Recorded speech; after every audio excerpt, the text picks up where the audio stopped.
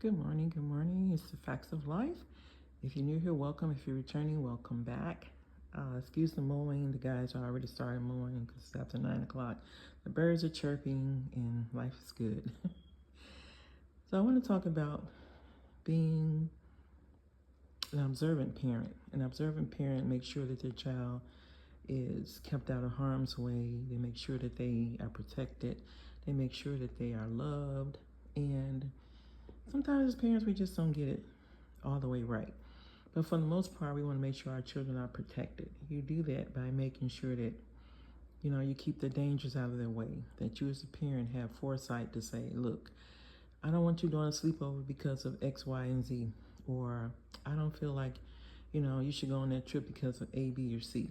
So we have this foresight for our children, and it's up to us to use it. And not second guess ourselves, but to understand that our children are dependent upon us for love, for shelter, for being taken care of until they're out from under our care. And even sometimes when they're out from under our care, they still need our guidance and wisdom. So we have to be on point as parents. And that means, taking care of ourselves. That's why I say as parents, we have to make ourselves a priority, because if we don't, then who suffers? Who gets taken aback by what we don't do or what we should have done? Because we can't sit here and say forever that I could have, should have, would have. And when you know better, you do better. So as you learn as you go, and unfortunately, that's one of the things about being a parent. You learn as you go.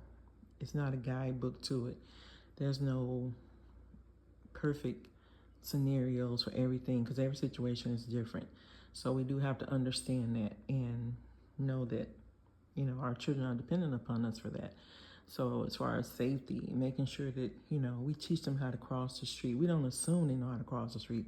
We teach them, look both ways, look up and down several times before you cross. Or if you're not sure, wait for me, and while you're at the bus stop, don't be on your cell phone. Even teenagers, be mindful of what's going on around you.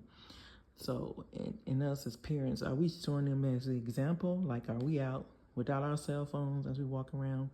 Or are we always perched with our heads perched and our noses inside the cell phone as if we're making multi-million-dollar deals? Like, we really have to be mindful of that, because our children are paying attention, not to what we say, but to what we do. So I hope this has been helpful for somebody today.